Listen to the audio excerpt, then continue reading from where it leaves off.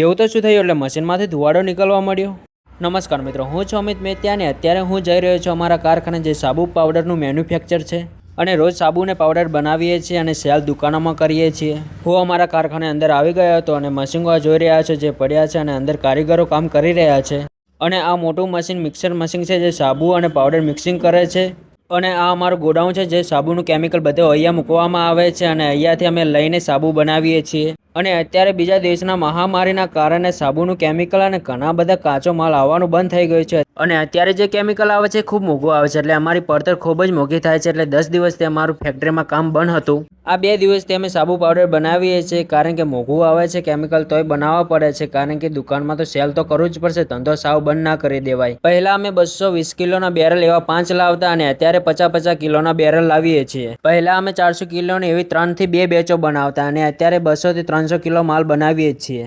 અત્યારે અમે મશીન ચાલુ કરી દીધું હતું અને અમારા કારીગરો કેમિકલ નાખવાનું ચાલુ કરી દીધું હતું અને મશીન પણ ચાલુ કરી દીધા છે. અને આ મશીનમાં તમને દેખાય છે ધુવાડો નથી, જે મિનરલ્સ નાખે છે તેનો પાવડર ઉડી રહ્યો છે. તેના કારણે કારીગરોને મોઢે રૂમાલ યા માસ્ક બાંધવાનું કહી દે છે. તે બાંધી પણ નાખે છે, પણ આ કેમિકલથી આડઅસર કંઈ થતી નથી અને કંઈ નુકસાન થતું નથી.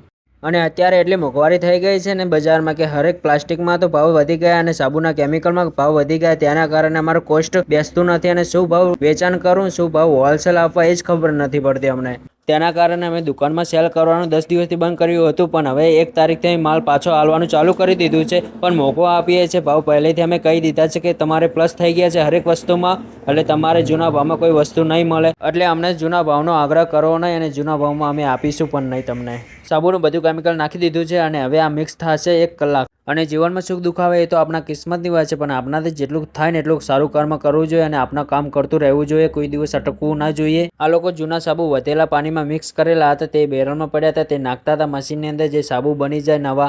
1 કલાક મશીન ફર્યા પછી અમારો માલ કમ્પ્લીટ તૈયાર થઈ ગયો હતો અને હવે ઓટોમેટિક મશીન છે તેમાં નાખશો એટલે ઓટોમેટિક કટિંગ થઈ અને એનો માપ પ્રમાણે કપાઈ જશે સાબુ. અડધો કલાકની અંદર બધા સાબુ નીકળી ગયા હતા અને હવે સફાઈ ચાલુ કરવાની હતી અને પછી પેકિંગ કરવાનું ચાલુ કરવાનું છે. અને આવા બ્લોગ જોવા માટે અમને થોડો સપોર્ટ કરજો મિત્રો.